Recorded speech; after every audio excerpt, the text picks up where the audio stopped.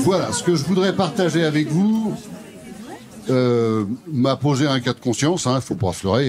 Je me suis quand même demandé si j'avais intérêt ou même le droit de venir me plaindre du traitement qu'on me réserve actuellement, alors que réellement le problème il est bien différent. Le problème il se situe au niveau des patients qui n'ont pas leur traitement, les patients qui n'ont pas leurs soins. Ceux-là ont vraiment le droit de se plaindre. Bon, moi ça fait partie normalement de ce que j'aurais dû attendre dès le départ, c'est-à-dire un traitement évidemment d'abord être repéré très vite et puis sanctionné. Alors moi ce que je voudrais vous montrer c'est déjà un premier élément qu'on avait repéré avant l'ouverture de l'EMSIB. C'est-à-dire en 2015, avec Michel Delorgeril, parce qu'il faut le citer, c'est quand même lui qui était à l'origine de l'EMSIB.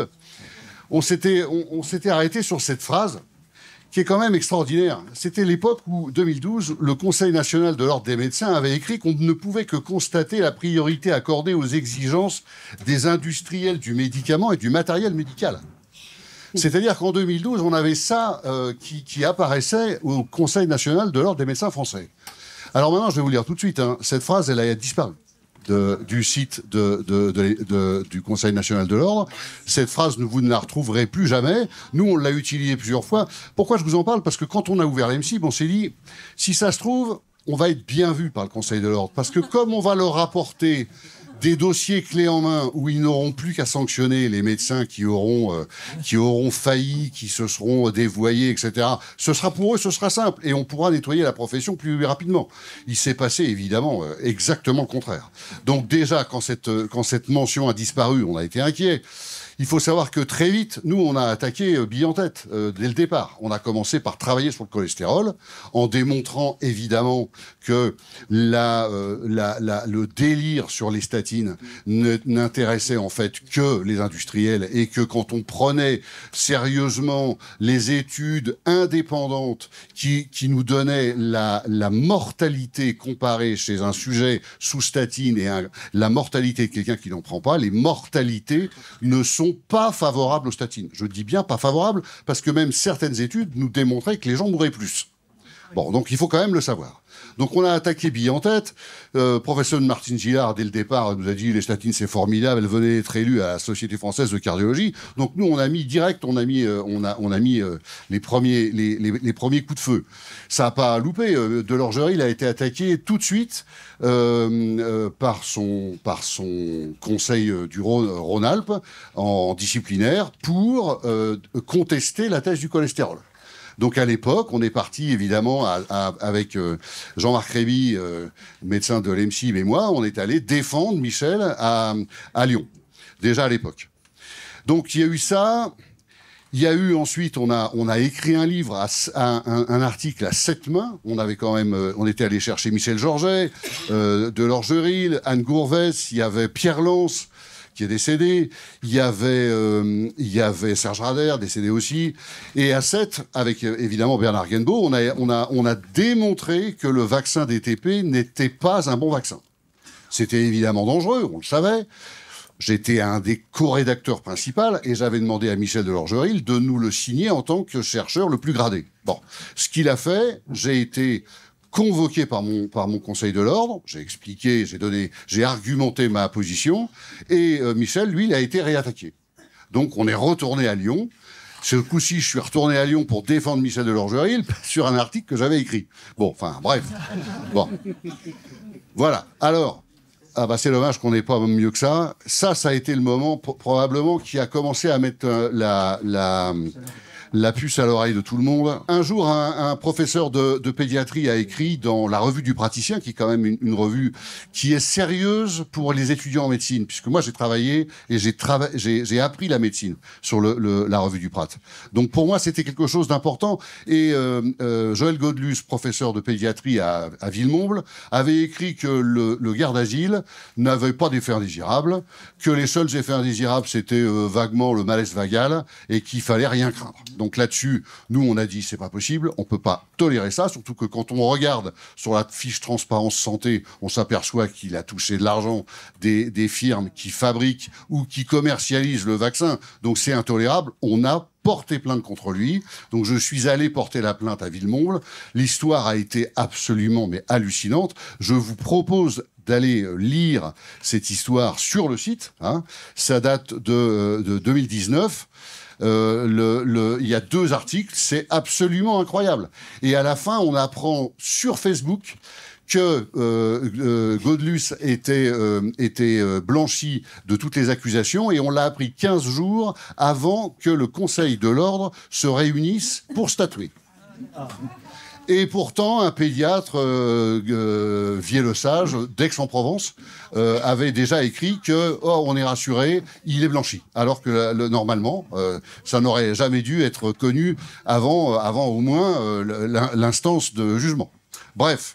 Donc là, ça a commencé à pas bien se passer. Et puis alors, dans la même année, j'ai pris une première plainte sur une plainte complètement incroyable, puisque j'ai été attaqué avec 5 autres médecins qui faisaient de l'hydrotomie. Mais moi, j'étais même plus dans cette association, puisque moi, je défendais un système où on ne devait utiliser que des sérums marins et ne pas mettre de médicaments. Donc, je réduisais exprès les indications de ma technique à la hernie discale et à l'arthrose. Et moi, je voulais pas entendre parler de mettre des produits bizarres qui, soi-disant, faisaient repousser les cheveux, etc. Donc, j'avais quitté cette association, et moi, je me retrouve avec tous les autres, donc on est 50, dans la plainte.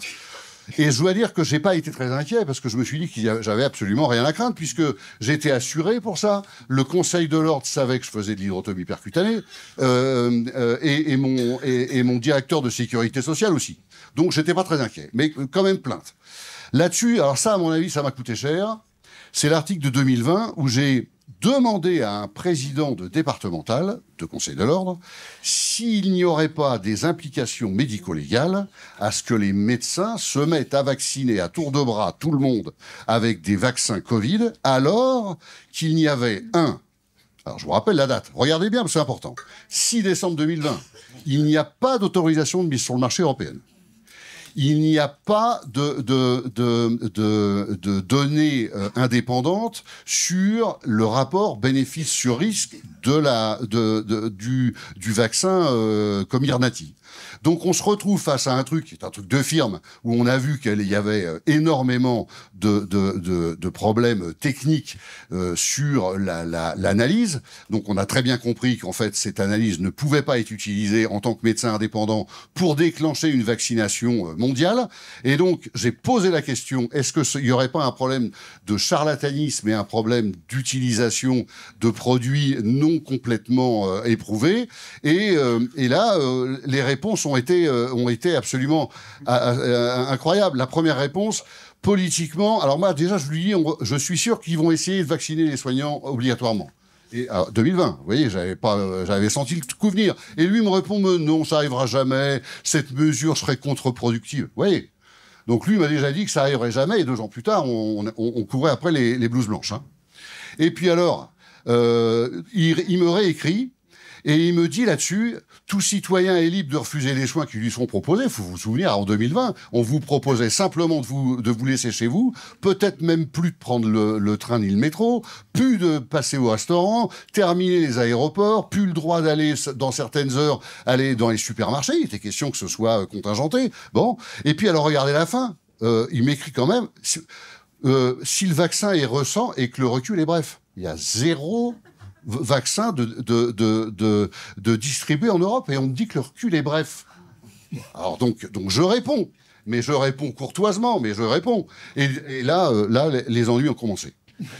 Bon, alors je prends un blâme pour exactement la raison pour laquelle on m'a attaqué. C'est ce que Jean-Dominique connaît très bien, c'est l'inversion accusatoire. J'arrive en disant, j'ai peur qu'il y ait un problème de charlatanisme avec ce vaccin, et on me répond, alors, dans cette plainte-là, j'ai pris pour atteinte au respect de la vie et de la dignité de la personne.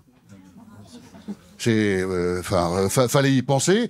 Principe de moralité et de probité, j'ai quand même été retoqué là-dessus. Et puis évidemment concours apporté à la protection de la santé, parce que j'ai mis en doute une directive gouvernementale. Mais moi, je suis pas agent de l'État, moi. Je suis un médecin libéral. Je fais exactement ce que je veux. J'ai le droit de parler.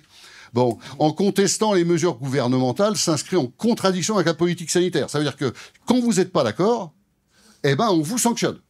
Alors que dans une démocratie, quand on n'est pas d'accord, bah, on le dit. Et puis on s'argumente jusqu'à ce que éventuellement un camp a épuisé ses arguments. Mais pourquoi est-ce qu'on sanctionne celui qui n'est pas d'accord? Donc c'est absolument totalement hallucinant. Et puis alors à la fin, ça recommence. Emprunt de complotisme. Tout ça parce que je dis le vaccin n'est pas documenté, on n'a pas de preuves scientifiques. Alors moi, je suis médecin généraliste, c'est pas moi qui vais déclarer qu'une preuve est recevable, mais moi, quand je reçois 25 ou 30 articles par semaine, à cette époque-là, c'était le rythme, et que tout le monde me dit, on n'a rien à publier, on n'a rien à garder, on ne peut rien faire avec ce qu'on nous a donné, tout est faux, tout est bidon, on peut pas démarrer une campagne de vaccination mondiale avec ce qu'on nous donne, eh bien, je suis un complotiste. Bon, donc j'ai pris un blâme. Voilà. Alors, j'ai pris un blâme que j'ai évidemment... Alors, blâme, ça veut dire que moi, déjà, comme je suis médecin agréé, que je travaille sur les agents de l'État, je perdais tous mes contrats avec les villes, les hôpitaux. Je perdais 60% de mon chiffre simplement sur toutes les expertises que je pouvais plus faire. Donc, déjà, j'ai évidemment interjeté appel. Et c'est suspensif. J'attends toujours d'être jugé. Et puis arrive le jugement pour l'hydrotomie. Je prends 3 ans d'interdiction d'exercice, alors que les 50 autres ont pris entre 0, rien du tout, et un avertissement. Et on en sort un qui fait pas partie de l'association et qui prend 3 ans. Bon. C'est pas tout, parce que mon dossier ensuite est repassé au fisc, où là, ils ont décidé que puisque je faisais de l'hydrotomie percutanée, ce qui se fait depuis 1907 à Paris, hein, c'est pas du tout quelque chose que j'ai inventé. 1907, on a les écrits. Eh bien, ils ont considéré que j'étais un charlatan, que le charlatan, c'est un peu comme la péripatéticienne ou le diseur de bonne aventure, il doit déclarer sa TVA en tant que généraliste. Et donc, ils sont remontés sur 2 ans et ont dit, vous nous devez 2 ans de TVA. Bon, bah, c'est pas dur, c'est 102 000. Voilà. Alors donc, j'ai pris 102 000 euros d'amende. Alors évidemment, là, je suis tout seul. Je suis charlatan. J'ai plus d'aide de personne. Je peux plus dire à l'EMSIB, voilà, aidez-moi à participer à mes frais d'avocat. C'est mort. Puisque je suis tout seul, isolé, c'est le but. Je ne peux plus avoir le concours de personne puisque je suis seul face à ce qui se fait de pire, une accusation de charlatanisme. Alors, c'est pas fini, hein. Oui, on voulait, mais on pouvait pas. Alors, là-dessus, je prends finalement des avocats qui m'expliquent que la qualification de charlatanisme qui vaut la TVA, ça n'existe pas. C'est-à-dire que je suis médecin avec un diplôme de docteur en médecine et que je fais des soins curatifs. Donc, il n'y a pas de discussion. La TVA ne s'applique jamais sur des médecins qui font des soins et en tant que médecin. Et mes avocats ont même trouvé un gars qui est médecin, magnétiseur, et pour lequel il y avait eu un souci. Et le magnétiseur, on lui a jamais demandé sa TVA. Voilà. Donc, vous voyez, on a imaginé une règle de droit pour me punir d'avoir en fait orchestré la sédition de très nombreux chercheurs, mathématiciens, auteurs, médecins qui ont publié pendant 4 ans les 4 ans du Covid. Alors c'est pas tout, parce que maintenant, après être passé au fisc, on m'a renvoyé à la sécurité sociale, où la sécurité sociale a dit, mais alors, puisque vous êtes un charlatan, nous, on veut récupérer nos sous. Donc, non seulement j'ai payé de la TVA sur des actes, que je vais aussi devoir rembourser. Alors là, c'est 1er octobre, j'attends entre 50 et 100 000 euros d'amende, parce qu'ils vont récupérer les sommes que j'ai touchées pour soigner, et les médicaments que j'ai utilisés pour guérir mes patients. Voilà. Donc, aujourd'hui, on en est là. Si, encore une, normalement. Voilà. Quoi encore demain? Encore une fois, moi, ce que je ne comprends pas, c'est que si je suis un charlatan, si je suis un fraudeur, voleur, encore une fois, j'ai volé le fisc, mais j'ai volé la sécu. Pourquoi est-ce que je ne suis pas déféré devant un tribunal authentique, face à des juges authentiques? La réponse, elle tombe d'elle-même. C'est qu'évidemment, devant un juge, avec un dossier aussi foireux et tout vide, les gars vont s'excuser et je vais repartir tranquille. Mais donc, il faut me garder sous la main des uns, des autres, etc. Et puis me découper en tranches, sécu d'un côté, impôt, conseil de l'ordre, voilà. Donc, j'attends donc ma condamnation au niveau de la Sécu, elle sera financière. J'attends les 2 condamnations ordinales, dont l'une, faut pas se leurrer, quand on prend 3 ans d'interdiction d'exercice, on sort pas avec rien. Donc je vais être obligé de quitter la France, évidemment, puisque je ne peux plus travailler. J'ai que 60 ans, j'ai encore 7 ans à travailler. Donc voilà la machine qui broie toujours plus, alors qui évidemment, me ruine. Donc, qui m'empêche de m'installer correctement dans un pays étranger parce que j'ai plus d'argent. Donc, vous voyez, voilà. Et on peut pas faire une cagnotte en disant, reliquat, on va l'aider parce que c'est interdit. Hein. Et puis, la MSIP peut pas m'aider parce que l'MSIP, c'est pas son objet social.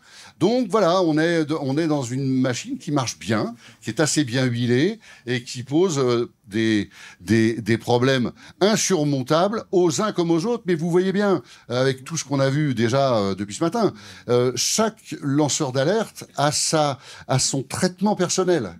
C'est-à-dire qu'on ne peut pas dire ils ont tous reçu la même chose. Non, ils ont tous été traités différemment.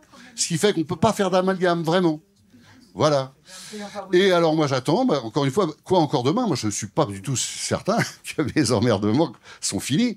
J'attends qu'on monte un dossier complètement débile, foireux contre moi, un truc pervers, dégueulasse, qui sera éventuellement une histoire de droit commun, un truc de mœurs, immonde, n'importe quoi, puisque ça marche, et puis parce que c'est surtout souvent fait.